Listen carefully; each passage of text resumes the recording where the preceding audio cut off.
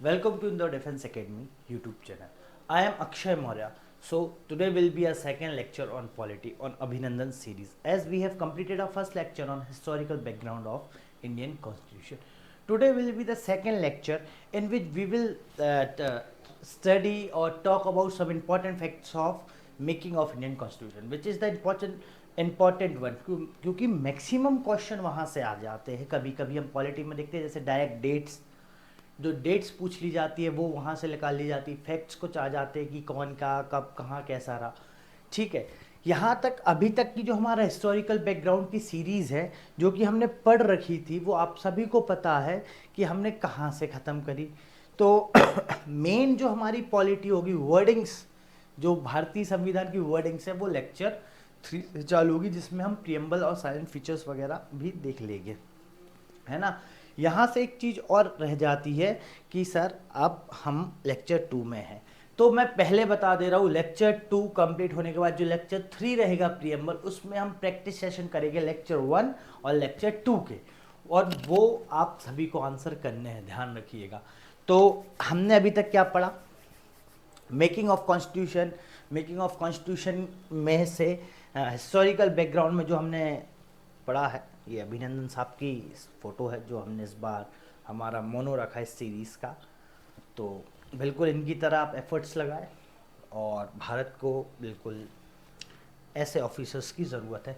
तो इसको स्टार्ट करने के पहले हम अपना लेक्चर 1 एक बार देखते हैं कि हमने पढ़ा था. स्टोरी जो अभी तक थी 1757 से स्टार्ट, जो मेन स्टोरी हमारी चालू होती 1757 से 1858 तक, जिसे हम कहते हैं ईस्ट इंडिया कंपनी का रूल इंडिया पे, और साथ साथ पैरेलली चल रहा है मुगल रूल. ये हमने देख रखा है ना. सॉरी, हम ईस्ट इंडिया कंपनी के रूल को तो हम हिस्ट्री में भी पढ़ते हैं, पर इसका बहुत ज़्यादा इम्पैक्ट है हमारी पॉलिटिकल हिस्ट्री में, इसलिए इसे हम डिस्कस करते हैं हमारे पॉलिटिकल सिनेरियोज में. तो यहाँ तक क्लियर है. और 1858 से लेके 1947 तक इंडिया में जो रहता है ब्रिटिश रूल रहता है, इसका भी डायरेक्ट इम्पैक्ट रहता है हमारे इंडियन पॉलिटी पे, है ना. यहाँ तक की चीज़ें हैं. अब ईस्ट इंडिया कंपनी की जो हमने बात की थी 31 दिसंबर की रात 1600 में बनी है, ये आप सभी को पता है. और साथ साथ उसे ट्रेडिंग राइट्स भी मिले थे, कहाँ के? सूरत और बंगाल के. तो यहाँ से वो गोडाउन बनाते हैं. कहाँ सबसे पहला गोडाउन हमने कहाँ बनते हुए देखा था? मसूलीपट्टनम. कब देखा था? 1611 में. सेकंड गोडाउन कहाँ बना है? 1612 में सूरत में. तो इनकी प्रोटेक्शन के लिए वो जो गार्ड रखते थे, वो गार्ड है मिलिट्री आर्मी, आज हमारी मॉडर्न आर्मी की मेन नहीं. आगे जाके ये गार्ड ही धीरे धीरे आर्मी का रूप ले लेंगे, इंडियन आर्मी का, जो कि हम हिस्ट्री में पढ़ेंगे. तो यहाँ तक की स्टोरी है. चलिए अब हम चलते हैं हमारे इंडियन कॉन्स्टिट्यूशन पे. तो सबसे पहली बात, जो हमारा इंडियन कॉन्स्टिट्यूशन फ्रेम हुआ है, जो हम बात करें अगर फैक्ट टू फैक्ट की, तो constitution of India is made by the constituent assembly. Constitution of India जो किसके द्वारा बनाया गया है? कॉन्स्टिट्यूंट असेंबली के द्वारा बनाया गया. ये चीज़ हम सभी को पता है. कब बनाया गया? ये कॉन्स्टिट्यूंट असेंबली कब बनी है? तो ये बनी है 1946 में. ये कुछ इंपॉर्टेंट चीज़ें जो कि आपको इस लेक्चर स्टार्टिंग होने के पहले पता होना चाहिए. तो चलिए हम एंटर करते हैं सबसे पहले हमारे constitution of making of constitution के पहले लाइन में, जिसमें कि पहला 20 डाला गया था हमारे संविधान का. It was M N Roy. ये बहुत ही इंपॉर्टेंट व्यक्ति है, ये हमारे लीगल एडवाइजर भी रहेंगे, याद रखिएगा. क्या के कॉन्स्टिट्यूंट असेंबली जो ड्राफ्टिंग कमेटी है उन सबके, who propose the idea of independent constituent assembly for the India in 1934. 1934 में पहली बार वो ये कहते हैं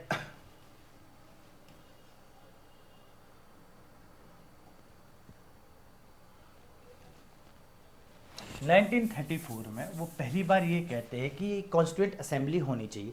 much more idea of M N Roy हम इसे बोलेंगे. ये आइडिया किनका था? एम एन रॉय का. अब 1935 की बात है. 1938 में सॉरी 1934 में एम एन रॉय साहब ने दिया. 1935 में कांग्रेस, इंडियन नेशनल कांग्रेस इसे ऑफिशियली कर देती है, ऑफिशियली डिमांड कर देती है काई की? कॉन्स्टिट्यूंट असेंबली की. ऑफिशियली डिमांड कर देती है इंडियन नेशनल कांग्रेस काई की? ऑफिशियली, कि कॉन्स्टिट्यूंट असेंबली चाहिए टू फॉर्म इंडियन कॉन्स्टिट्यूशन, हमें कॉन्स्टिट्यूएंट असेंबली चाहिए क्या बनाने के लिए, हमारा इंडियन कॉन्स्टिट्यूशन बनाने के लिए। तो 1938 में हम स्टेप बाय स्टेप चलेंगे। 1938 में 34 35 में इंडियन नेशनल कांग्रेस ने कराए, 34 में पहली बार एम एन रॉय साहब ने डिमांड उठाई थी, ठीक है। 38 में क्या होता है पढ़ते हैं।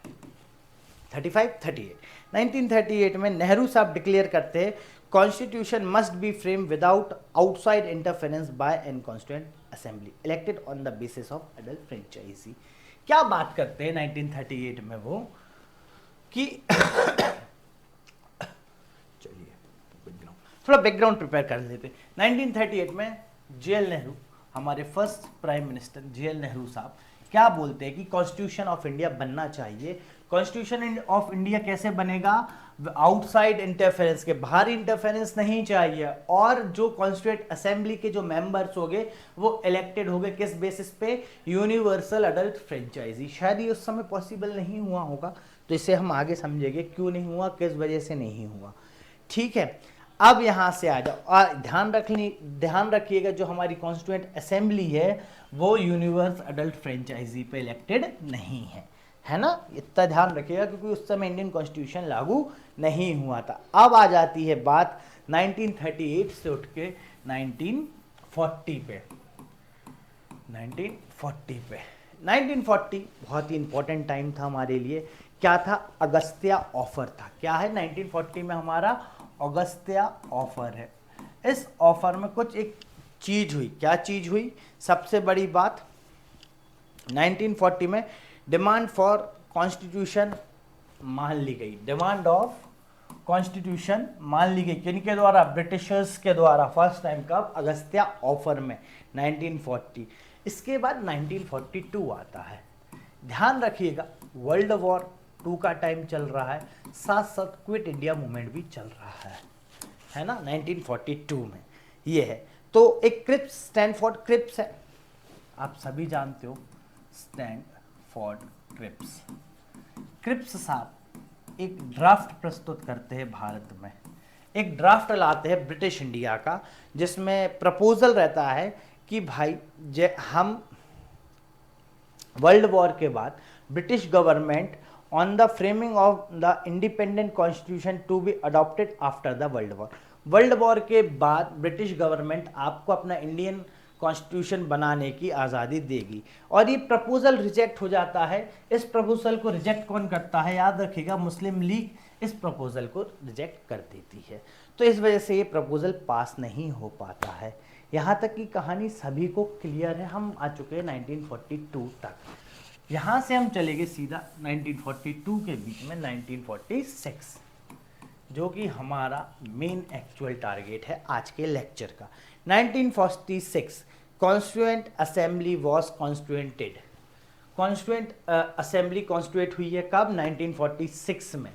कब हुई है, 19 नवंबर, लिख लीजिएगा, नवंबर 1946 कॉन्स्टिट्यूएंट असेंबली को कॉन्स्टिट्यूट कर दिया गया था इस दिन 1946 में।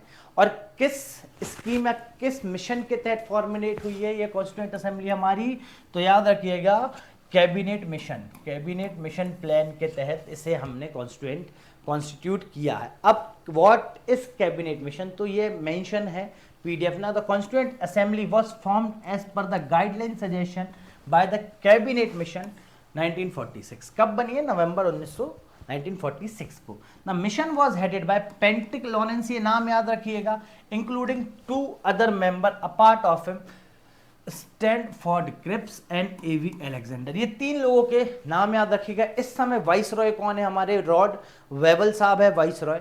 इसमें क्या बात करी गई थी कैबिनेट मिशन में, वर्ल्ड वॉर 2 खत्म होने के बाद हम क्या करेंगे, ट्रांसफर ऑफ पावर करेंगे, ठीक है। एक इंटरिम गवर्नमेंट भी बनाएंगे, साथ साथ जुलाई और अगस्त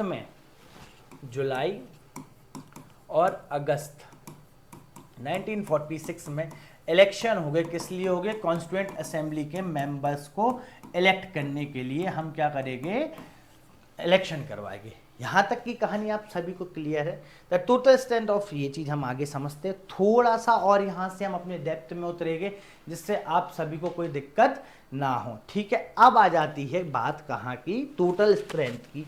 टोटल स्ट्रेंथ कितनी बताई गई है आपको?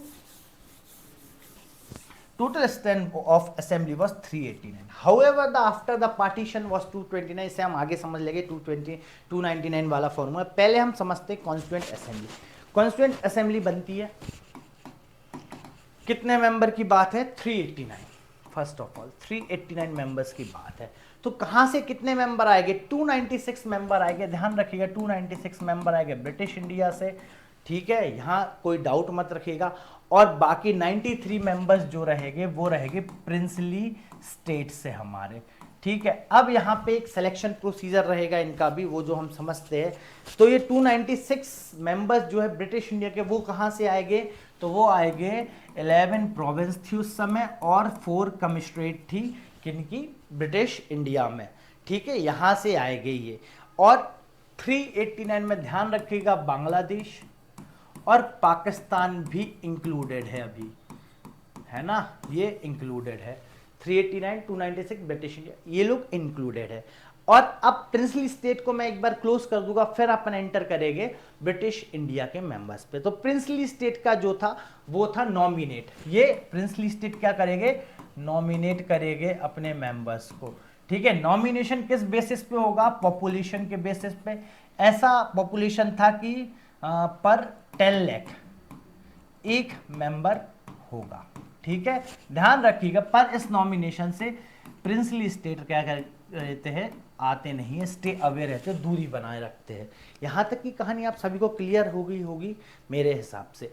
अब यहां से हम चलते इलेक्शन की ओर। अब इलेक्शन 296 लोगों का होना है ब्रिटिश इंडिया से, तो ये कहां से होगा?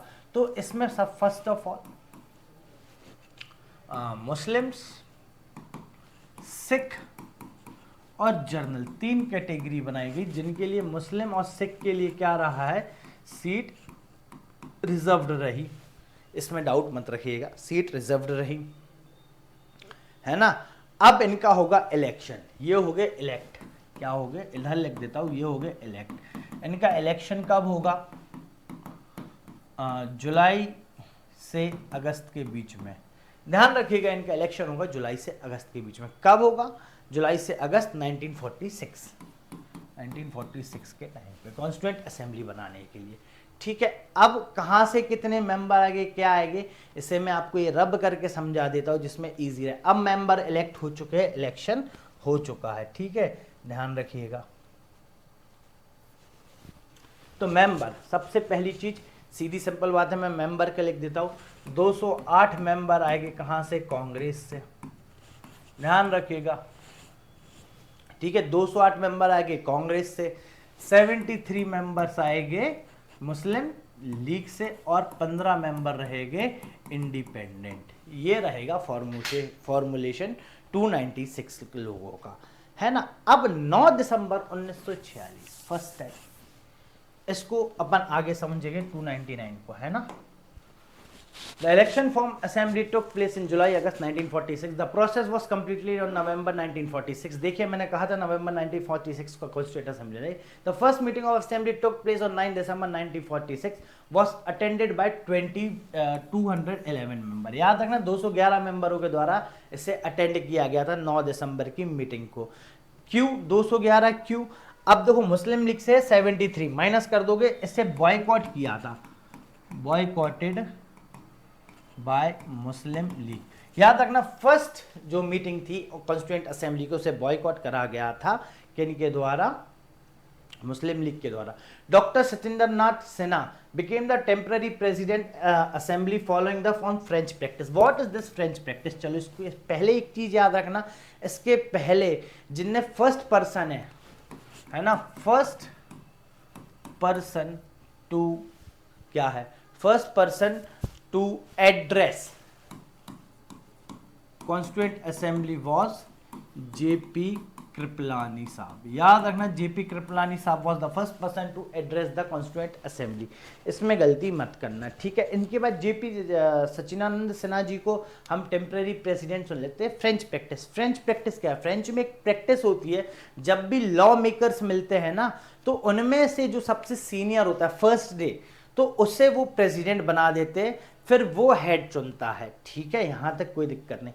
On 11 December 1946, Dr. Rajendra Prasad Sinha is elected as a president of Constituent Assembly, है ना, यहाँ मिस्टेक मत करना, ठीक है। लीड द कॉन्स्टिट्यूएंट असेंबली, ये लीड करेगी क्या? कॉन्स्टिट्यूएंट असेंबली को। और वाइस प्रेसिडेंट एस.सी. मुखर्जी साहब भी रहे, और इनके साथ वी.टी. कृष्णमाचारी भी रहे। दो हमारे वाइस प्रेसिडेंट रहे, एक तो एच.सी. मुखर्जी और एक थे वी.टी. कृष्णमाचारी जी। याद रखना इन दोनों के नाम, भूलना मत, वी.टी. कृष्णमाचारी जी, ये हमारे दो वाइस प्रेसिडेंट। एक प्रेसिडेंट है कॉन्स्टिट्यूएंट असेंबली का जिनका नाम है डॉक्टर राजेंद्र प्रसाद परमानेंट, और दो वाइस प्रेसिडेंट है एस.सी. मुखर्जी और वी.टी. कृष्णमाचारी।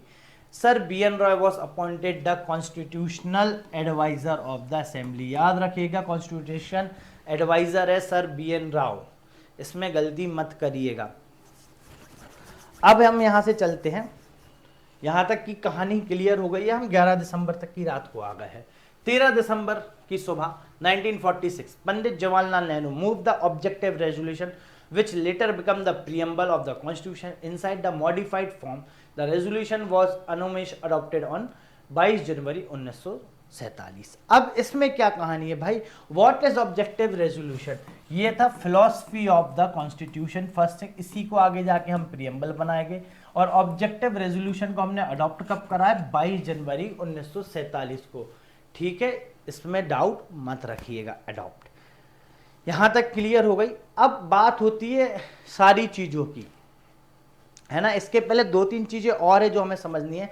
जो असेंबली है हमारी, कौन सी? कॉन्स्टिट्यूएंट असेंबली, वो बनी कैसे? ये इंपॉर्टेंट क्वेश्चन आ जाता है कई बार, मैंने देखा। Representative of all section of the society, याद रखना, representation of the all section of society, सभी को मौका दिया गया। ऐसा नहीं रहा कि यूनिवर्सल फ्रेंचाइजी पे अगर इलेक्शन नहीं हुए तो कोई छूटा है, सबको मौका दिया गया सोसाइटी में। सोसाइटी में है कौन कौन? हिंदू, मुस्लिम, सिख, फारसी, एल्गो इंडियंस, इंडियन क्रिश्चियंस, है ना, schedule caste, schedule tribes, including women, याद रखना इसमें जो है इंक्लूडिंग वुमेन भी है, वुमेन भी है। सबको, सोसाइटी के सभी को एक प्रॉपर रिप्रेजेंटेशन मिला। अब आ जाती है 3 जून 1947 की बात, याद रखिए, हम स्टेप बाय स्टेप चल रहे हैं, उसके बाद हम फैक्ट कलेक्ट करते जाएंगे। 3 जून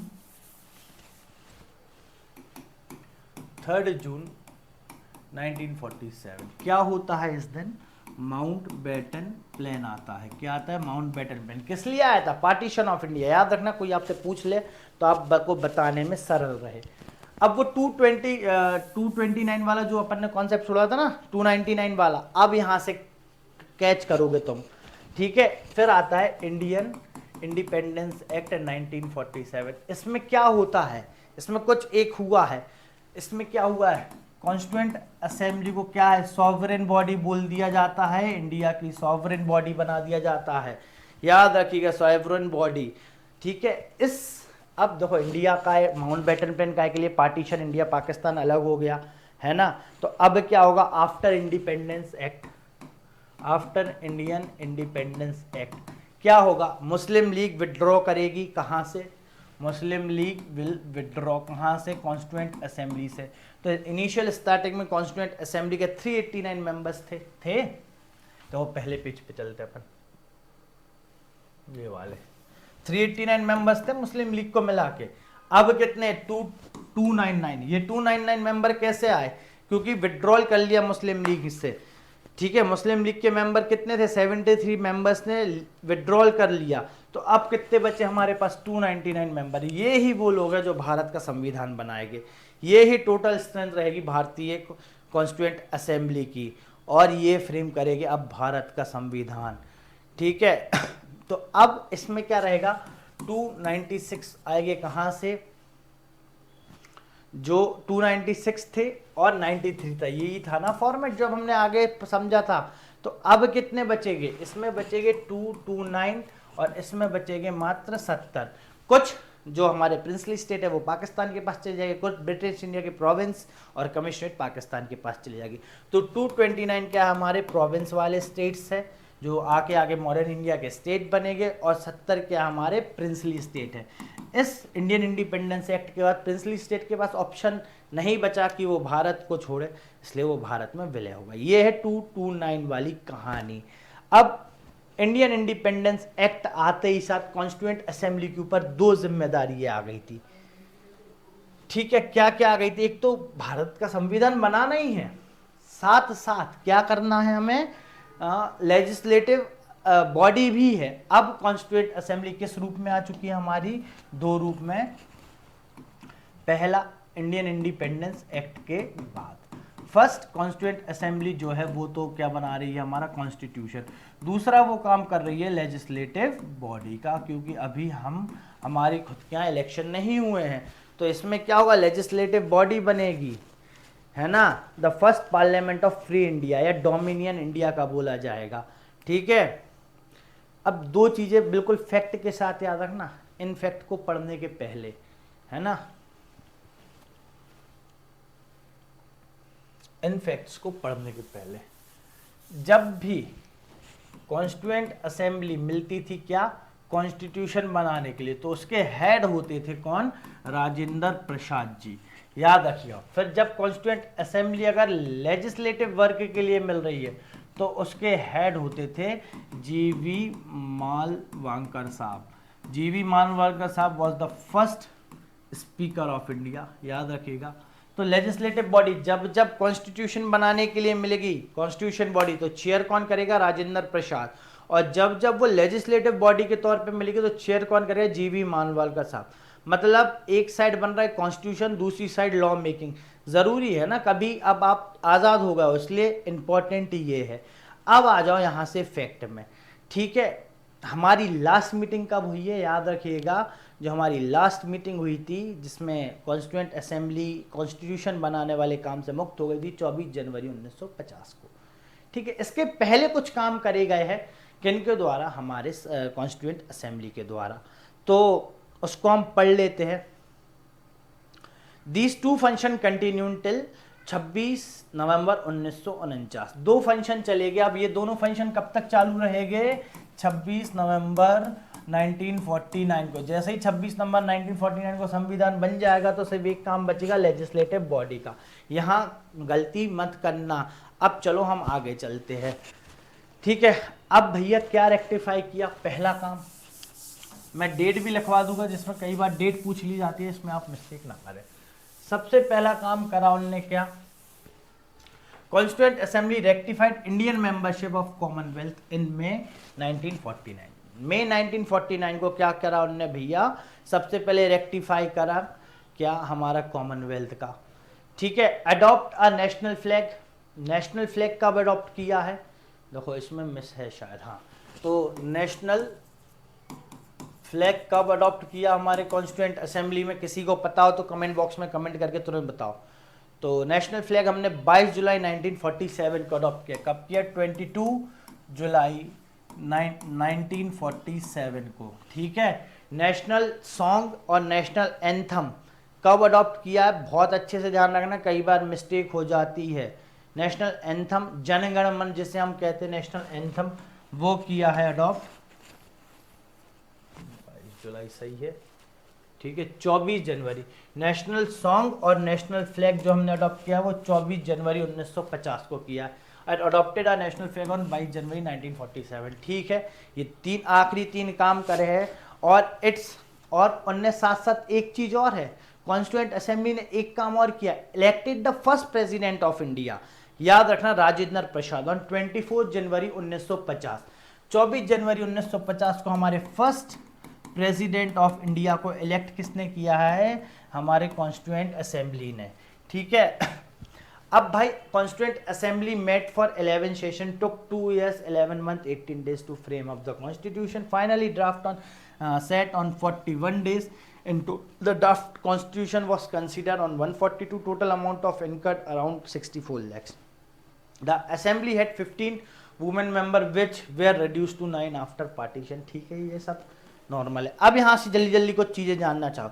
ड्राफ्टिंग कमेटी कब बनी है भाई, इसमें दिया है drafting committee B R Ambedkar, हाँ भाई दिया है, तो याद रखना 29 अगस्त 1947 कब बनी है, 29 अगस्त 1947, हमारी आज़ादी से जिस दिन वो बिल आया था इंडियन इंडिपेंडेंस एक्ट का, उसके 14 दिन बाद। ठीक है, कुछ ये लिस्ट है, पढ़ लीजिएगा।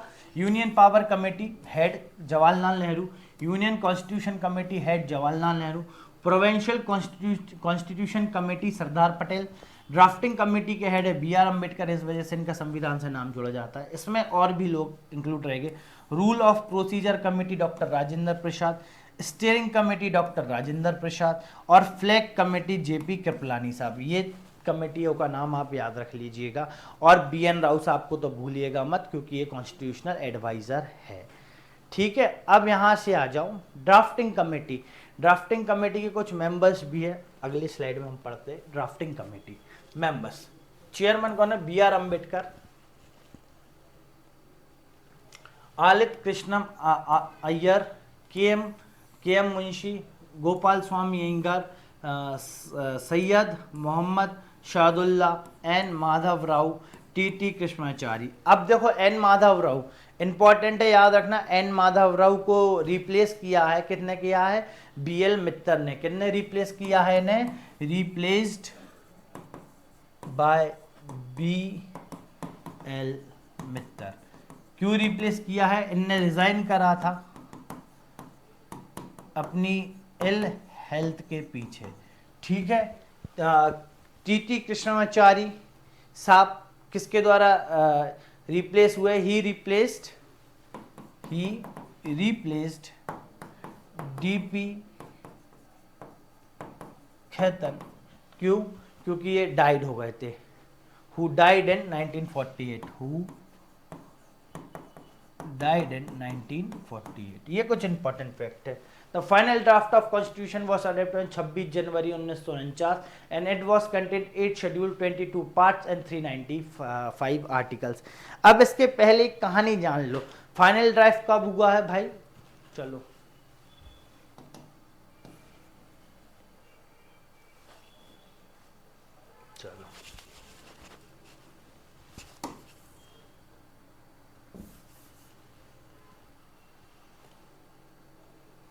हाँ आ जाओ। फाइनल ड्राफ्ट कब हुआ, ये बहुत इंपॉर्टेंट है ना। फाइनल ड्राफ्ट कब हुआ है, 4 नवंबर 1949 को, है ना। यहाँ डाउट मत रखना, सॉरी 1948 को किया गया है फाइनल ड्राफ्ट। ठीक है, फाइनल ड्राफ्ट किया है 1948 को। इसके बाद भारतीय संविधान पढ़ना चालू हो गया। तो 29 अगस्त 1947 को काम शुरू होता है। कब काम चालू होता है, 29 अगस्त 1947, 1 से 1.5 साल के अंदर हमारा फाइनल ड्राफ्ट तैयार होता है। तो इसकी जो फर्स्ट ड्राफ्ट है 1 से 1.5 के साल कॉन्स्टिट्यूएंट असेंबली के सामने रख दिया गया कि चेक कर लीजिए, पढ़ लीजिए। और अब होगी इसकी क्या, फर्स्ट रीडिंग होगी। क्या होगी, फर्स्ट रीडिंग, जो 4 से 5 दिन चलेगी। याद रखिएगा 4 से 5 दिन चलेगी और 9 नवंबर को खत्म हो जाएगी। कब खत्म होगी, 9 नवंबर को ये फर्स्ट रीडिंग खत्म हो जाएगी। अब होगी सेकेंड रीडिंग। कितना बेहतरीन जमा है, देखिए यही आज फॉर्मूला है ना हमारे constituent Lok Sabha Rajya Sabha. Second reading होगी कब होगी, 15 नवंबर 1948 को चालू। कब होगी, 15 नवंबर 1948 को चालू होगी फर्स्ट रीडिंग इस दिन, है ना। और कब खत्म होगी, 17 अक्टूबर 1949। याद रखना 17 अक्टूबर 1949, मतलब 11 महीने तक सेकेंड रीडिंग चलेगी, जिसमें सारी चीज़ें डिस्कस होगी कि कैसे संविधान होगा, क्या होगा, क्यों रूल्स एंड रेगुलेशन है, क्यों सिटीजनशिप में ये एक्ट है, क्यों हमने डीपीएस पे ऐड किया, क्यों फंडामेंटल राइट्स ऐड किए, फंडामेंटल ड्यूटीज ऐड की, क्यों ये प्रोविजन है, कौन सा डेट होना है, क्या होना है, क्या अमेंडमेंट्स होना है, ये सारी चीज़ें डिस्कस की जाएगी अब। ठीक है, डिटेल्ड रीडिंग बोला जाएगा इसे, हम क्या बोलेंगे, डिटेल्ड रीडिंग, सेकेंड रीडिंग को, ठीक है, जो कि 11 महीने चलेगी। और फिर फाइनली थर्ड रीडिंग होगी। कब होगी थर्ड रीडिंग? ये एक फॉर्मेलिटी रहेगी कि ठीक है भाई, जो अमेंडमेंट्स करने थे कर दिए, जो चीज़ें बदलनी थी बदल दी। कब होगी फाइनल रीडिंग? 14 नवंबर 1949 को। इस दिन क्या रहता है, हमारे जवाहरलाल नेहरू साहब का बर्थडे रहता है। और फिर ये पास कब हो जाएगा हमारा? 26 नवंबर 1950 पक्का 1949 को, 1949 सॉरी, 26 नवंबर 1949 को ये पास हो जाएगा। कितने मेंबर उस समय हाउस में प्रेजेंट रहेंगे? 284। टोटल स्ट्रेंथ कितनी थी? 299। उसमें उस दिन हाउस में कौन प्रेजेंट है? 284। ये लोगों ने भारत का इंडियन कॉन्स्टिट्यूशन बन चुका है, जो कि अब गाइड रहेगा लिविंग सिविलाइजेशन के लिए पहली बार, ठीक है। अब यहाँ से हम आ जाते हैं काय पे, हमारे आखिरी पड़ाव की ओर, जिसमें चीज़ें रहेगी मेंशन कि हम और इसमें क्या कर सकते थे, ठीक है। अब यहाँ से थोड़ा सा फैक्ट, ड्राफ्टिंग कमेटी का हमने आपको बता ही दिया, ये भी आपने समझ लिया, ठीक है। वेरियस सोर्स के पहले हम कुछ जान लें।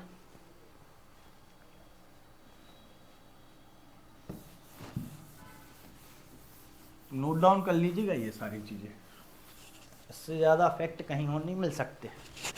अब देखो कॉन्स्टिट्यूशन अडॉप्ट कब हुआ है?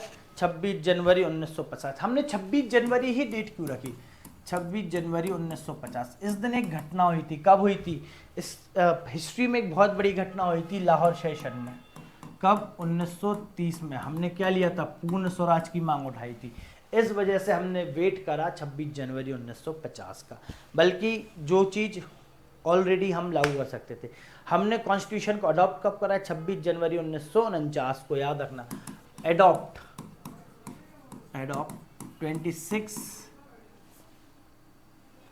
26 क्या है?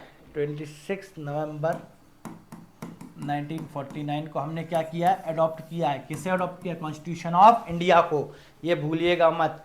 और इस समय प्रियम्बल में 22 पार्ट, 395 आर्टिकल्स और 8 शेड्यूल थे। ये सभी आप पढ़ चुके हैं। अब आ जाओ, कुछ प्रोविजन है, सम प्रोविजंस जो कि 26 नवंबर 1949 से ही लागू हो गए थे। कुछ प्रोविजन ऐसे इंडियन कॉन्स्टिट्यूशन को जो 26 नवंबर 1949 को ही लागू कर दिए गए थे, जैसे सिटीजनशिप, इलेक्शन, प्रोविंशियल पार्लियामेंट। क्या था पहला? सिटीजनशिप, इलेक्शन और प्रोविंशियल पार्लियामेंट, ये कुछ थे जो कि लागू कर दिए गए थे। इनके आर्टिकल आप लिख लीजिए, मैं बता देता हूँ। आर्टिकल 5, 6, 7 है ना, 8, 9 ये उसी दिन लागू कर दिए गए थे। 8, 9 फिर 60, फिर 324 इलेक्शन कमीशन का, है ना। ऐसे ही कई है जो कि एड ऑन कर दिए गए थे, उसी दिन से लागू कर दिए गए थे। अब हमारा कॉन्स्टिट्यूशन बनके तैयार हो चुका है। अब एक चीज़ यहाँ से, एक बेसिक क्वेश्चन है, कई बार पूछ लिया जाता है, आप लोग गलती कर देते हो, तो मुझे लग रहा है आपको बता देना चाहिए। याद रखिएगा, एडॉप्ट है ना, कॉन्स्टिट्यूशन, हमारा कॉन्स्टिट्यूशन ऑफ इंडिया एडॉप्ट कब हुआ या इंटैक्ट कब हुआ है? तो अभी अभी मैंने बताया था, एडॉप्ट या इंटैक्ट की बात आई तो 26 नवंबर 1949 आप आंसर करोगे क्वेश्चन पेपर में। और जब कमेंस की बात आ जाए, कॉन्स्टिट्यूशन कमेंस की बात जब आ जाए, तो क्या रहेगी कमेंस की डेट? 26 जनवरी 1950। इस दिन हमने अडॉप्ट किया, इस दिन हमने लागू किया। याद रखना, इसको भूलना मत, ठीक है। कितने क्या पैसे खर्च हुए सारे आपको पता है। अब यहां से एक फैक्ट लेके चले जाओ, और आपको कहीं तो नहीं मिलेगा, यहां से मिल जाएगा कम टाइम में ज्यादा फैक्ट्स, ठीक है। कितने वर्ड है? 1,45,000 वर्ड्स है हमारे कॉन्स्टिट्यूशन ऑफ इंडिया में। इतने वर्ड है। ये वर्ल्ड का सेकंड लॉन्गेस्ट एक्टिव कॉन्स्टिट्यूशन है, वर्ल्ड का सेकंड लॉन्गेस्ट एक्टिव कॉन्स्टिट्यूशन है। अब सेकंड लॉन्गेस्ट क्यों है? क्योंकि जो after the constitution was the active constitution, after the constitution of एक कौन सा कंट्री है, अलाबामा, अलाबामा है ना, after the constitution of Alabama in the world, ये लिख लेना, बहुत कम जगह आपको पता होगा, इन द वर्ल्ड। अलाबामा क्या है, अलाबामा एक स्टेट है, काय का, यूएसए का, ठीक है, याद रखना यूएसए का एक स्टेट है जिसने का खुद का है अलाबामा। ये सिर्फ स्टेट पे लागू होता है, क्या है, अलाबामा यूएसए का स्टेट है, तो इसका जो कॉन्स्टिट्यूशन है सिर्फ स्टेट पे लागू होता है, सिर्फ स्टेट पे। और हमारा इंडिया का जो है वो क्या है, एक पूरे इंडिया का जो कॉन्स्टिट्यूशन है वो सॉवरेन नेशन पे लागू होता है।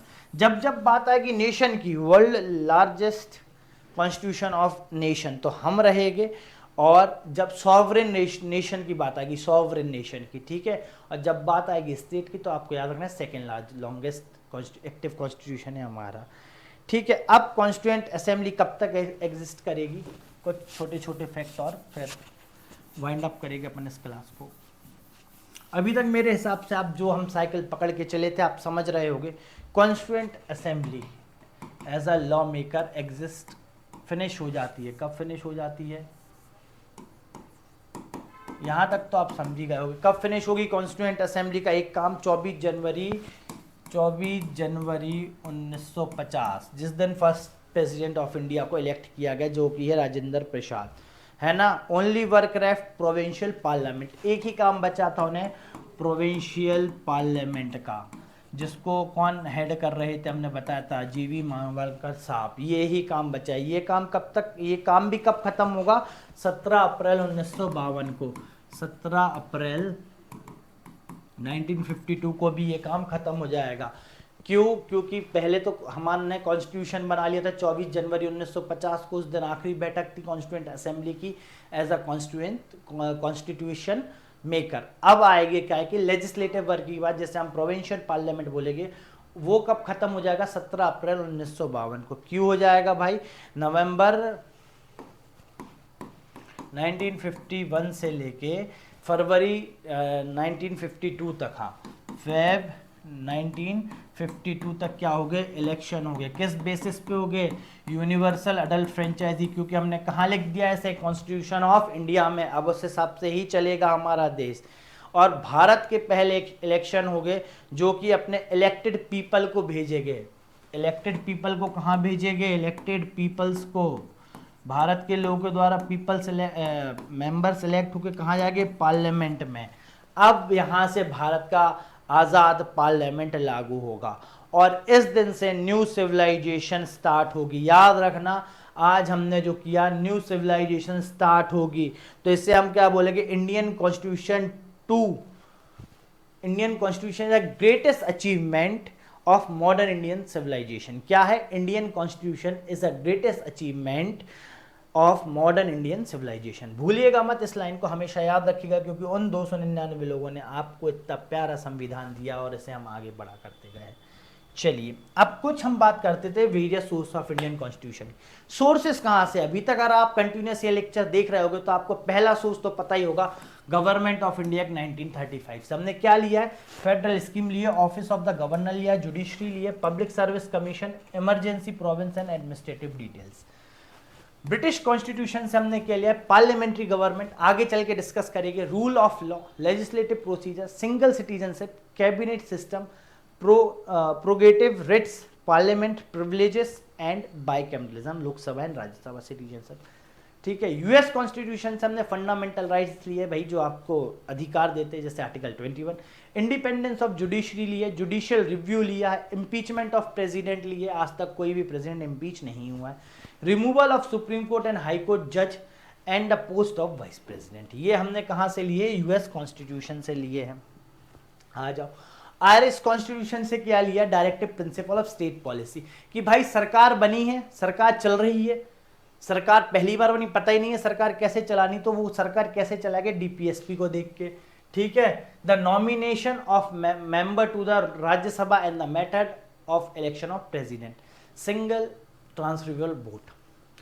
कैनेडियन कॉन्स्टिट्यूशन से हमने के लिया है federation with a strong centre, जैसे कि हमारे सेंटर स्ट्रॉन्ग है, स्टेट भी है पर सेंट्रल ज्यादा सा, vesting the residuary power in the centre, the appointment of state government by the centre, the advisory jurisdiction of the supreme court. ये डायरेक्ट फैक्चुअल क्वेश्चन है, इसमें कुछ समझने का नहीं है, ये सीधा रटना है।